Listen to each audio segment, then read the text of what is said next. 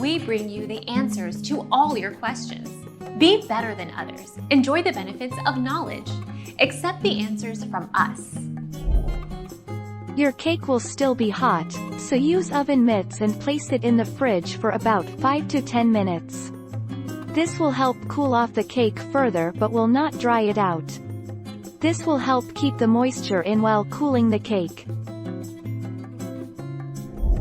Our mission is to provide accurate answers. We think without knowledge, it is impossible to live a balanced life. Be competent, be skillful. Thank you for watching. Don't forget to subscribe and hit the bell notification.